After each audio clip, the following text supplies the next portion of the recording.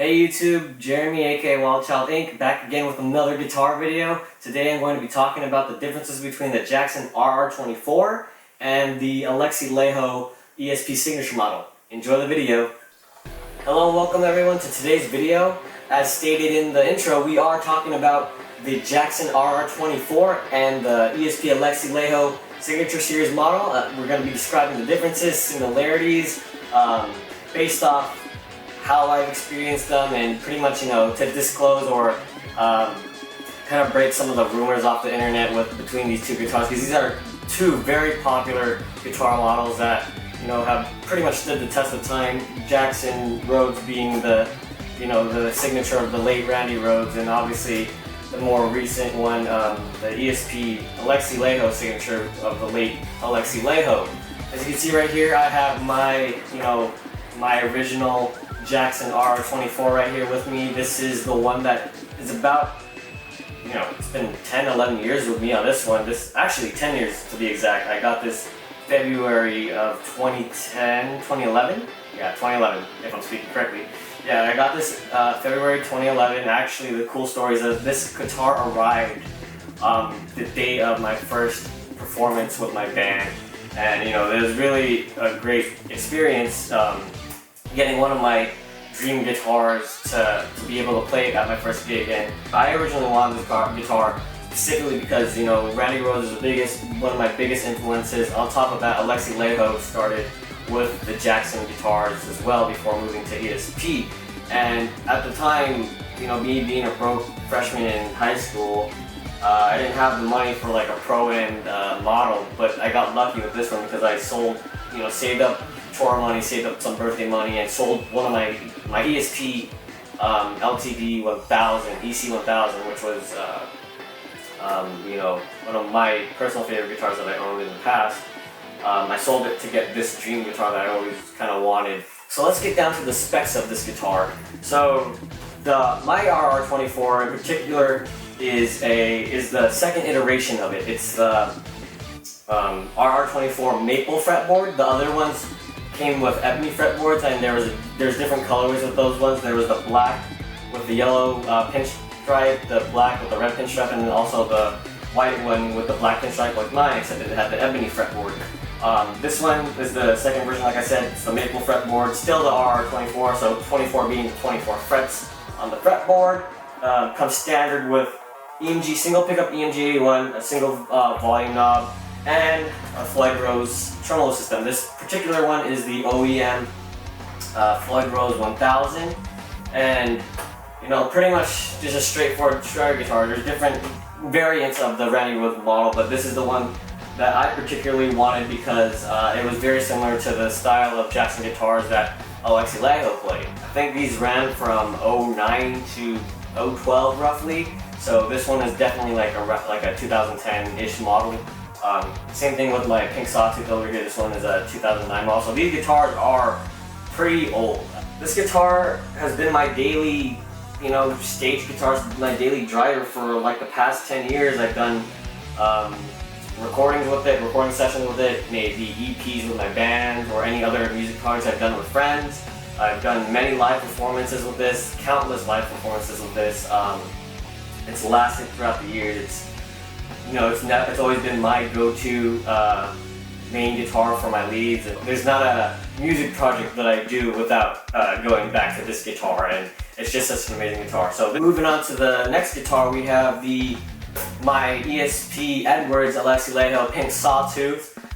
This is basically the ESP equivalent of the Jackson Rhodes style design. So a little bit of history before we get to talking about the guitar. When he went back to Jackson to get custom guitars made, unfortunately they weren't able to deliver in time for him. There was some issue that they weren't able to get him custom shop models at the time. So what he did was he went to ESP, and they basically said, hey, we'll take the design you like, being the Rhodes, and we'll modify it a bit to suit your liking. So pretty much this model is very similar to the Jackson Rhodes model, except this huge cutaway here to allow access to the frets, which I really like a lot, because even with this one being the extended kind of neck design, the original Jackson Rhodes model was very difficult to hit the higher frets. So they made the modernized model has the fins protrude out of the higher fret range, so it makes it easier, quote unquote, to reach the higher frets. But this one has a straight cutaway for us to reach the higher end frets. Pretty much it's a similar guitar, but it's very different, I will say. It's not, shape-wise, they might be based off similar shapes, but they are different in terms of playability, in terms of sound, like how they feel. And yeah, let's get down to the tech specs of this particular model. So as you can see here, the pick sawtooth is very similar to the Jackson RR24. It's a single pickup design, this one being the blackout, Seymour Duncan blackout model with a single volume knob, again with another OEM Floyd Rose original trem, this one being I think this is the Floyd Rose 2000, but you know, the 2000 and 1000 are very similar. It's just the model names are based off of where they're made, but they're patented design, they're licensed, meaning that they are actual original Floyd Roses. It's just that they're manufacturing maybe in Korea or Japan instead of coming out from the German factory where they're originally made. So, with that being said, a big difference with this model is that the ESP Alexi models have a boost switch. So this is what Alexi was known for in terms of his tone. He had a boost switch which allowed him to get a little bit more gain out of a passive pickup design. So it's kind of like a hybrid design model. It's a passive pickup with an active gain boost, and on his signature model, it's a little bit more fine-tuned. You're able to tune the EQ of that boost switch and give you a little bit more dynamic. I'm not sure on this particular model if I'm able to do that. I haven't opened it up to even bother because I like the sound as it is. Like the Jackson RR24, this is a 24 fret guitar. This one has an ebony fretboard and the beautiful pink sawtooth inlays.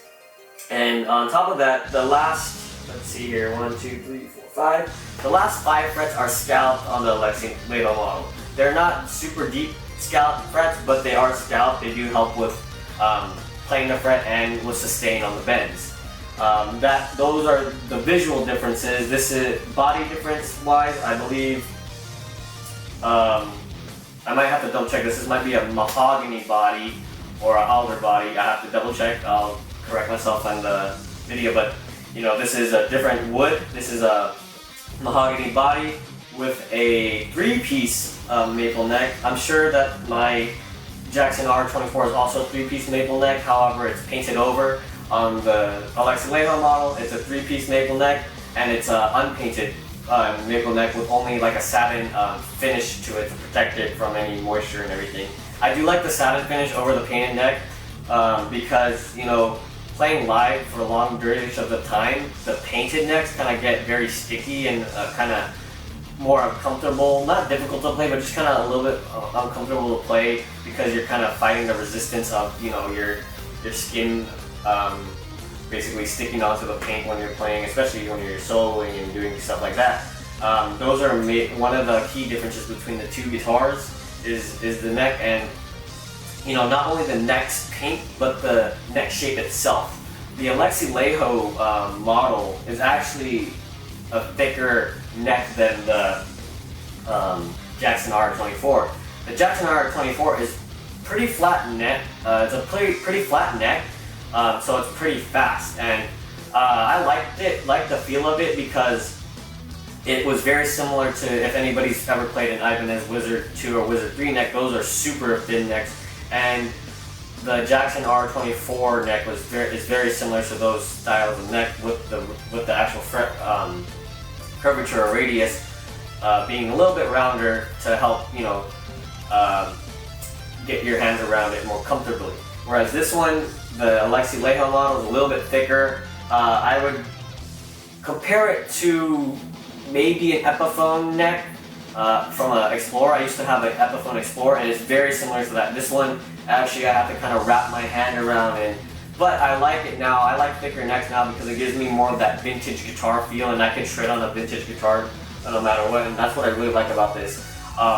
Body shape-wise on this, although they are very similar, it being the contour V shape, the ESP Alexi Laiho Signature is a little bit thicker, so there's a lot more wood on this one than the Jackson RR24. So on stage it gives you, it's a little bit more weight, you know, walking around and stuff. Also, you know, it's all in the tone wood, so if you're one of those people that say, oh, heavier guitars give you more tone, so yeah, I can't confirm or deny if it gives you more tone, but it definitely changes how the guitar resonates.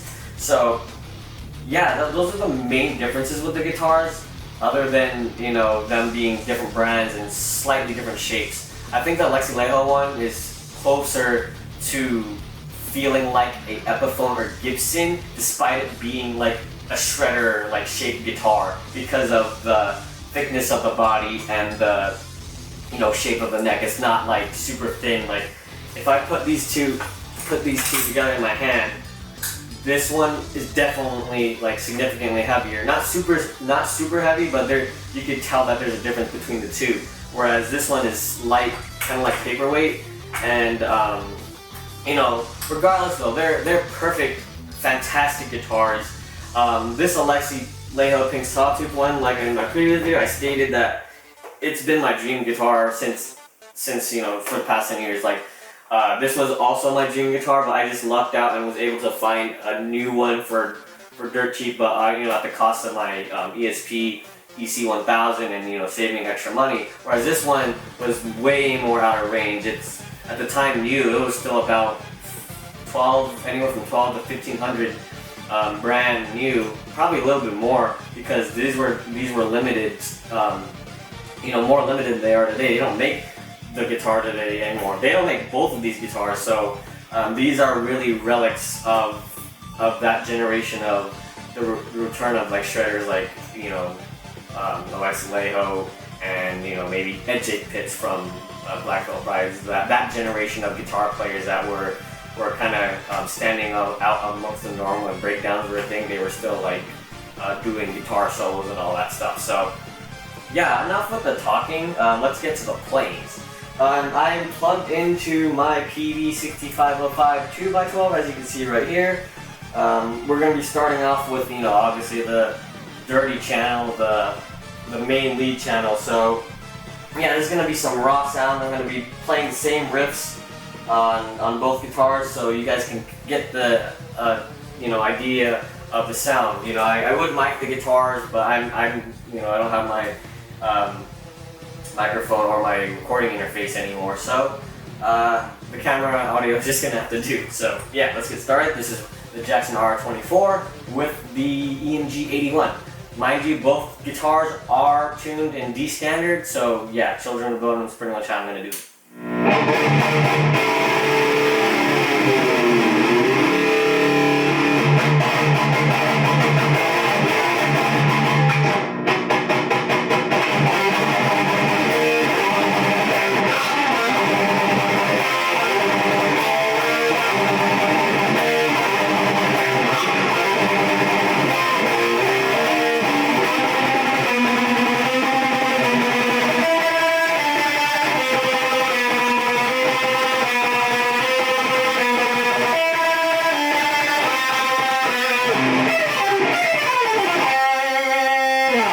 This one's now with the Alexi Laiho Pink Sawtooth. Gain boost is on this guitar, as you can see right here. And yeah, so let's continue on this one. You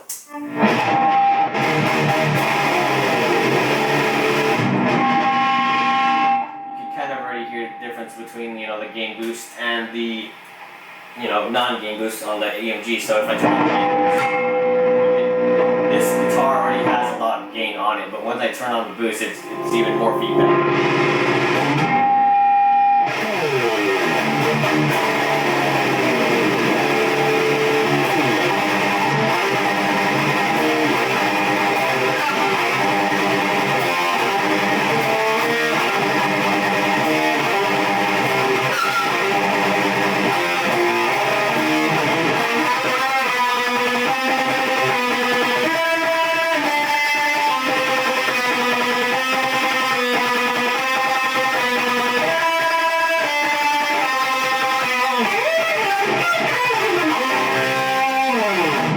Tell there's a lot of gain on the Alexi Laiho Signature model. How you say, to the untrained ear, the differences are minute, but to the musician and anybody who's a guitar nerd, guitar gear nerd, the difference is very significant. There's a lot more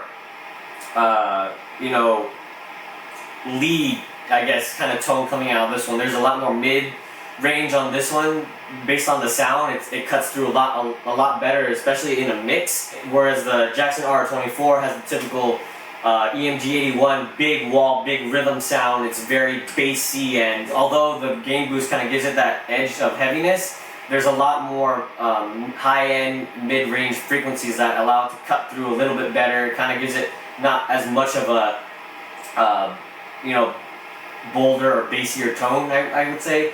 That's basically how I hear it. Maybe you might pick it up differently, but those are the differences I notice when in terms of sonic sound from these ones. So let's move on to trying out in clean, which these guitars aren't the best clean sounding guitars, but we can try it out.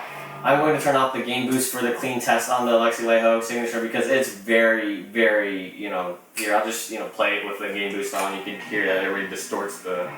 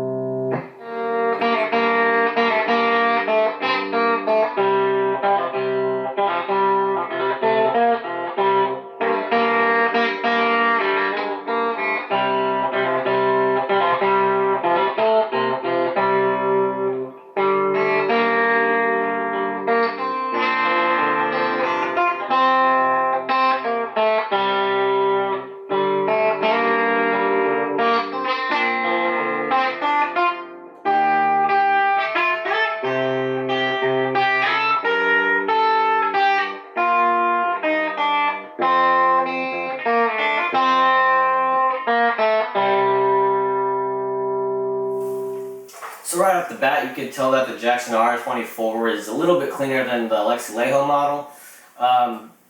That being said, they aren't the best clean guitars. I wouldn't recommend them for playing anything other than hard rock or metal. With that being said, relevant to what my channel is now, being the drifting and stuff, these are like straight performance drift cars. They're not meant to be luxury. They're not meant to be played smoothly for jazz or something. They are straight shredder guitars. They are built for speed. They are built for the chunkiness and heaviness of metal. Obviously by their looks, by the equipment they have on them. They don the tremolo systems for dive bombs and other obnoxious noises. It's a very simplistic design. There's no tone knob. There's no pickup selector. It's just a single pickup straight for high gain and lead tones. It's nothing crazy. So yeah, with that being said, let's kind of do some obnoxious tremolo work with this guitars. So yeah.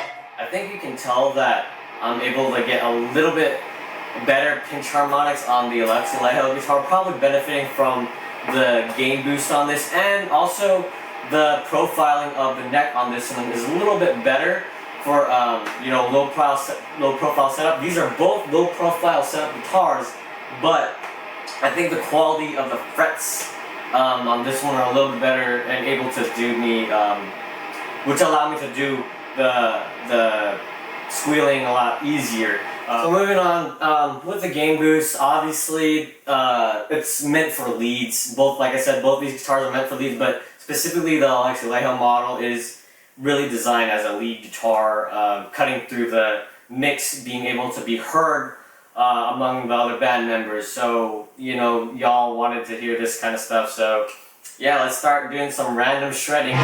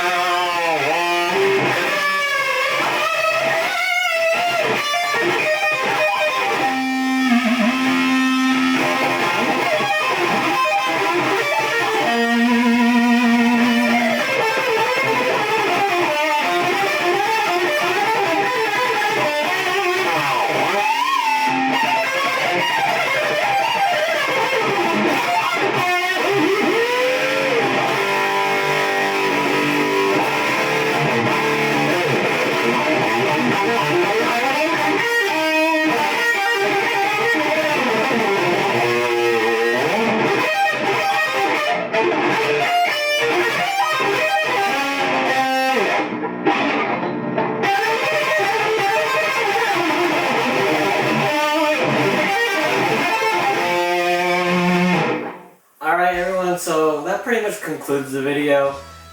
These are more or less very similar guitars, but they are also very different. That being said, if you're ever looking around to buy one of these things, I say, you know, do it. They are great, fantastic, you know, metal-driven guitars. Both of them are actually built in Japan. This isn't built in the Japanese Jackson factory, and this one's built in ESP's mass-producing Edwards Japanese factory. This is not a hand-built model, this is a mass-produced model. Both of them, you know, have stood the test of time. This one I got brand new, this one I got used, but it's still a fantastic guitar. Personally, you can't go wrong with either one. It's just up to you, like how you like the feel of everything. I'm more adept to different guitars, so the Alexi Laiho one being the thicker neck and having that more kind of Gibson feel on the neck-wise.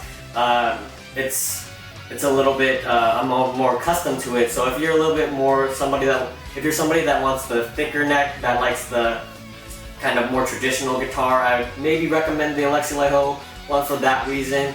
If you're more coming from just straight shredder guitar, you're used to having thin necks, I recommend the Jackson RR24. Also sound-wise, if you just like the lead sound of the high gain of the Alexi Laiho one, the gain boost and ability to change the EQ boost on it, on the newer ones at least, that gives you a lot more variation in sound, whereas this one is just a standard EMG81. You're going to get all that metallic sound that you want from it. Yeah, that's pretty much it for this video. I hope you all enjoyed.